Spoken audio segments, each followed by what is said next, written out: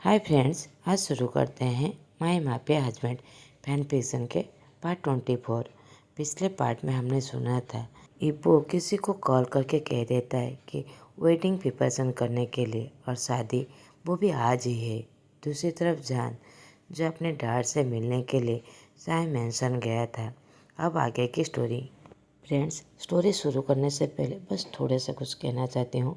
मेरा गला पूरी तरह बैठ गया है, आप लोग सुन सकते हैं। 2 दिनों से बहुत ज़्यादा साउंड ओरिट्स आ रहा है और वो भी आज भी आने वाली है। तो सॉरी, अगर मैं ठीक होने का इंतज़ार करती हूँ तो पता नहीं 4 या 5 दिन लग जाएंगे। इसीलिए इसी हालत में ही स्टोरी एक्सप्लेन कर देती हूँ। अब कर आप लोगों को बुरा लगे तो आई एम सॉरी। अब स्टोरी शुरू करते हैं। स्टोरी की शुरुआत में हमें शाह मेंशन दिखाया जाता है। इबो का हेड गार्ड जान को शाह मेंशन के बाहर ही उसे छोड़कर वहां से चला जाता है। जान अपने मेंशन के बाहर खड़ा हुआ था। वो दुखी आंखों से अपने घर की तरफ देख रहा था और अपनी बचपन की मेमोरी को याद कर रहा था। कैसे वो और अपने डैड यहाँ पर कैसे खेल रहे थे और अपने मन में विस्पर करते हुए कहता है, फाइनली मैं वापस आ गया। ये कहकर वो अपने घर के अंदर दौड़ के चला जाता है। जैसे ही वो अंदर जाता है वो देखता है कुछ लोग जो हॉल के अंदर बैठे हुए थे, मगर उसकी नज़र बस एक ही इंसान पर जाता है जो उन लोगों के बीच में बैठा हुआ था। जैन डांट कहकर चिल्लाकर अपनी बाहें मिलाकर दौड़ के चला जाता है। मिस्टर साहब भी सोफा से खड़े हो जाते हैं और जान जान कहकर उसे और टाइटली गले लगा लेते हैं। जान एक छोटे बच्चे की तरह टाइटली गले लगाते हुए रोने लगता है और कहता है, मैं आपको बहुत ज़्यादा मिस किया डैड।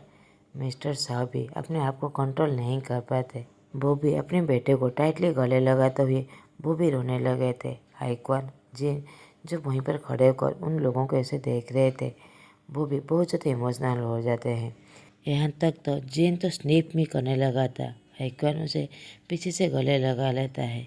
जान और मिस्टर साहू 10 मिनट तक एक दूसरे को ऐसे ही गले लगाए हुए थे। कुछ देर बाद मिस्टर साहू और जॉन एक दूसरे से दूर होकर सोफा के ऊपर बैठ जाते हैं। जॉन जो अपने डैड के पैर से ही बैठा हुआ था। जॉन कहता है, डैड मैं वो आगे कुछ कहे। मिस्टर साहू उसके बात को काटते हुए कहते हैं, जान जान मुझे सब कुछ पता है, डोंट वरी, वो तुम्हें कभी भी हार्म नहीं कर सकता, मुझे सब कुछ पता है। वो जान के हेयर को रफल्स करने लगते हैं। जान पूरी तरह कंफ्यूज था। वो कहता है, आपको सब कुछ पता है डैड? वो मुझे यहाँ पर लेकर आया है। वो पूरी तरह कंफ्यूज था कि उसके डैड को ये सारी बातें कैसे पता चला। जान और कुछ कहे उसके पास वाले सीट में देखता है जो 2 इंसान बैठे हुए थे। वो पूरी तरह सरप्राइज हो जाता है और कहता है, सर आप यहाँ पर? हाइकॉन और जिन जान को देखकर एक जिन्नन सा स्माइल देते हैं। वो लोग एक दूसरे की तरफ देखने लगते हैं कि वो जान को कैसे समझाए, ये सारी बातें उसे कैसे बताए। जान अपने डैड की तरफ देखने लगता है जब वो पूरी तरह कंफ्यूज था। इतनी सुबह यहाँ पर क्या हो रहा है? मिस्टर साहब कहते हैं, जान जान तुम आज वांग गिबो से शादी कर लो। वो अपने बेटे की तरफ स्ट्रेटली देखते हुए कहते हैं। जान विस्पर करते हुए कहता है, क्या डैड? वो आगे कुछ कहे। मिस्टर साहब उसके बात को काटते हुए कहते हैं, तुम ठीक सुने बेटा, इन 14 सालों में तुमने वही किया जो मैंने कहा। मुझे पता है मैं बहुत बुरा पापा हूँ, एक मॉन्स्टर हूँ, मगर बेटा प्लीज़ इस डिसीज़न को मान लो मेरे लिए। मिस्टर साहब बहुत ज़्यादा दुखी थे, उन्हें बहुत ज़्यादा बुरा लग रहा था, तो वो अपने सर को झुका देते हैं। वो अपने बेटे की तरफ देख नहीं पा रहे थे। जान उस पर करते हुए कहता है, डैड? हाइकॉन कहता है, शाहजहान हम पर भरोसा करो, हम तुम्हें सब कुछ बाद में समझा देंगे। जान हाइकॉन की तरफ देखने लगता है। उसके मन में ढेर सारा सवाल था, मगर उसे पता था उसके डैड उसके लिए कभी भी बुरा नहीं सोचेंगे। वो उन्हें कभी भी हार्म पहुंचाने की कोशिश नहीं करेंगे। ऊपर से हाइकॉन वो इंसान है जो कभी भी उसे हार्म करने की कोशिश नहीं करेंगे। जान उन पर बहुत ज़्यादा बिलीव कर रहा था, अपने पापा जैसा। यहाँ पर कुछ तो गलत है, उसे जानने की ज़रूरत है, मगर अभी राइट टाइम नहीं है।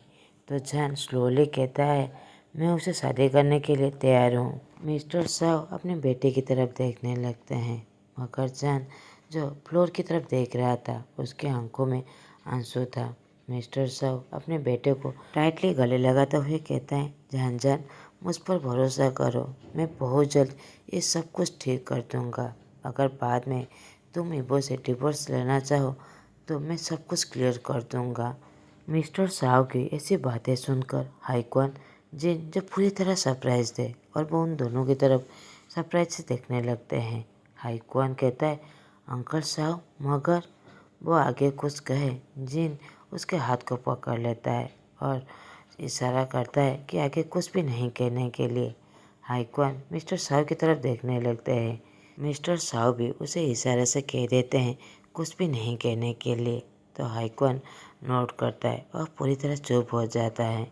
जैन अपने डैड के आंखों से आंसू पोंछते हुए कहता है, ठीक है डैड, ज़्यादा इमोशनल बनने की कोई ज़रूरत नहीं है। मुझे कुछ भी नहीं पता, मगर मैं आपको अच्छे से जानता हूँ।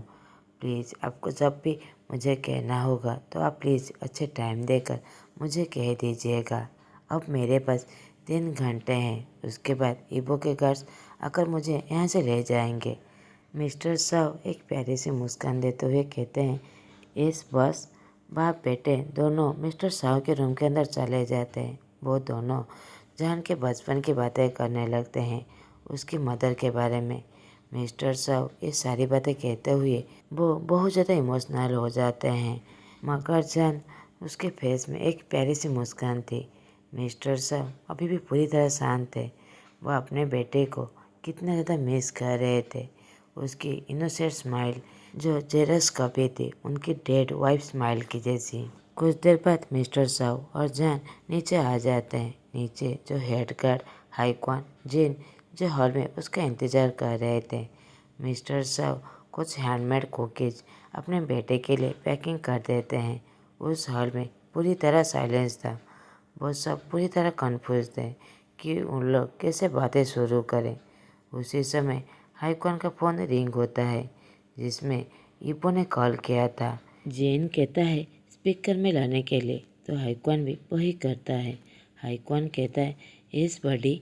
इबो कहता है, भाई क्या आप लोग अपने नए घर में पहुंच चुके हैं? हाईक्वान कहता है, हाँ हाँ, हम लोग कल रात को ही आ गए थे। जेन जो अभी भी सोया हुआ है और मैं अभी जस्ट उठ गया हूँ।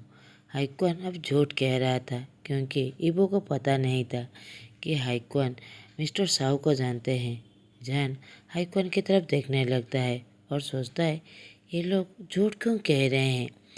इबो कहता है, भाई आज मैं जान से शादी करने वाला हूँ। मैं चाहता हूँ आप और जेन, आप दोनों हमें ब्लेसिंग देने के लिए आए। हाईक्वान कहता है, इतनी जल्दी? क्या तुम जान और उसके डैड से बात कर चुके हो? हाईक्वान जान की तरफ देखने लगता है। उसे पता था इबो क्लियरली झूठ कह रहा है। ओबियसली जान को इस बारे में कुछ भी नहीं पता था। उसे शादी के बारे में कोई आइडिया भी नहीं था। जान जो हाईक्वान की तरफ आंसू भरी आंखों से देखने लगता है। उसे पता है उसे इबो से शादी करना है, वो भी बहुत ज़्यादा फास्ट है। जेन महसूस कर लेता है कि जान जो बहुत ज़्यादा डिस्कम्फर्ट है, तो वो उसके हाथ को पकड़ लेता है। जैन जिन की तरफ देखने लगता है और उसके हाथ को टाइटली पकड़ लेता है। हाईक्वान कहता है, ठीक है इबो, हम दोनों आ जाएंगे।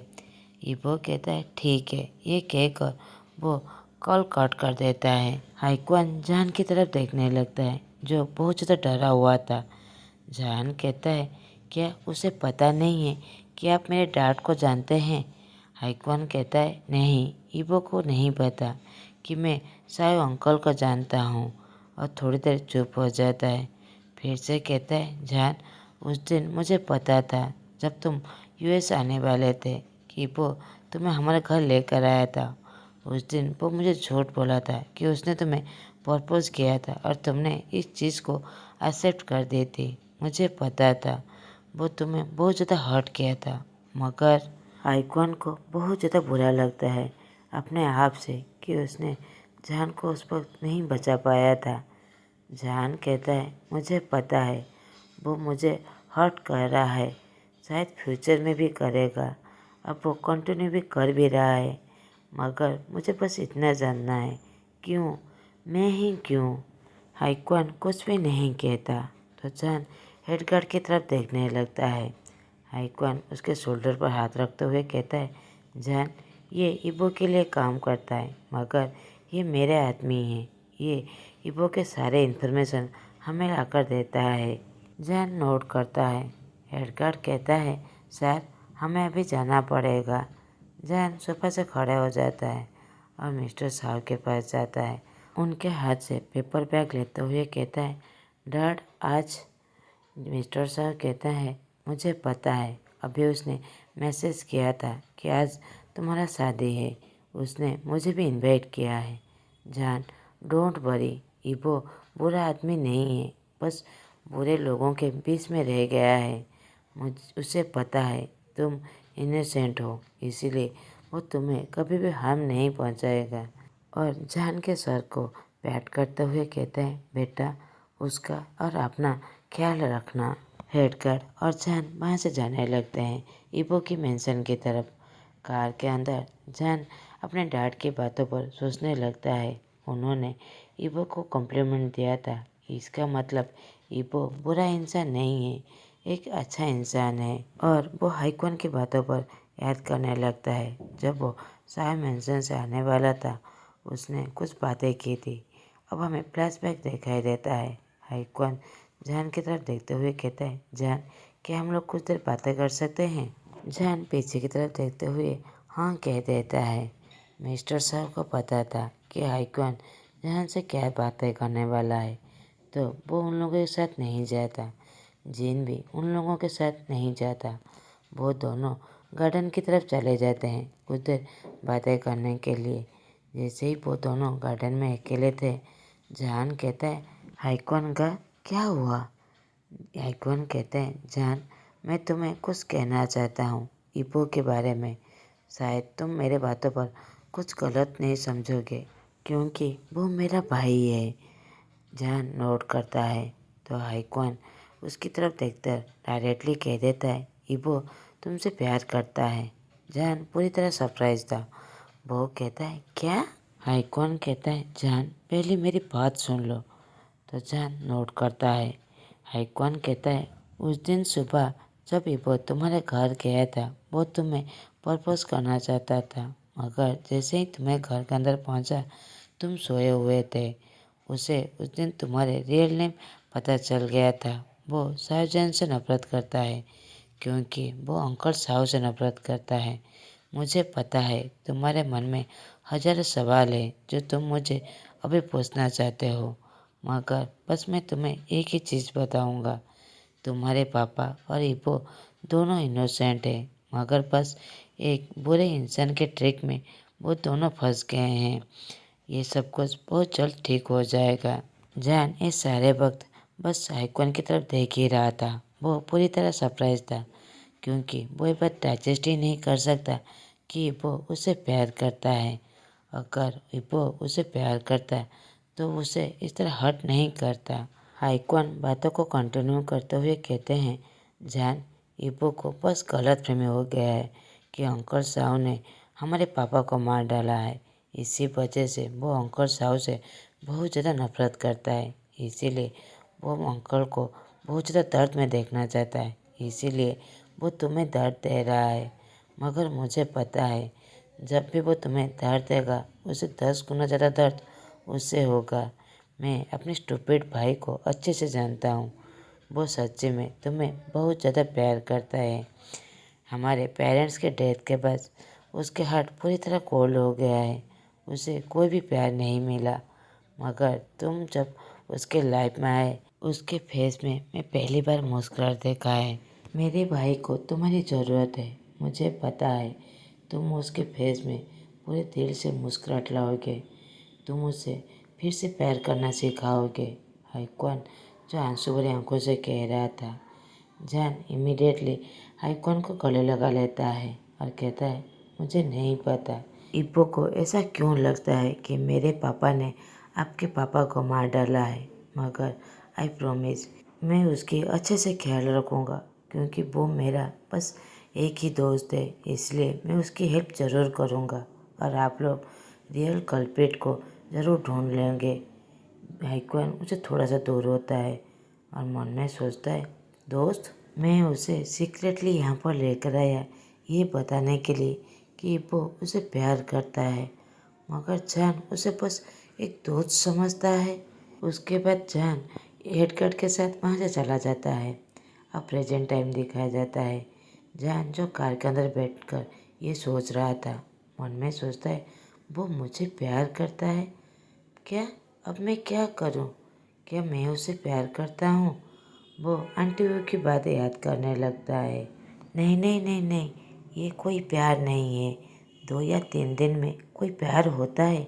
ये बस एक अट्रैक्शन है। वो मेरे लिए अट्रैक्ट हुआ है, उसके अलावा ऐसा कुछ भी नहीं है। मेरे दिल में उसके लिए ऐसा कोई भी फील नहीं है। हम दोनों बस एक दोस्त है, जस्ट फ्रेंड्स हैं। ये शादी बस मैं उसके लिए ऐसे इसलिए कर रहा हूँ कि मेरे डैड रियल कल्प्रिट को ढूंढ ले और उसके बाद इबो मेरे डैड को नफरत करना बंद कर दे और हम दोनों फिर से अच्छे से दोस्त बन कर रहे। कुछ देर बाद जान इबो के मेंशन पर पहुंच जाता है, जो पूरी तरह चेंज हो गया था। आज का पार्ट मैं यहीं पर ही ख़त्म करता हूँ। आप लोगों को मेरा एक्सप्रेशन अच्छा लगे तो प्लीज़ लाइक, कमेंट और सब्सक्राइब कर दीजिएगा। Thanks for watching.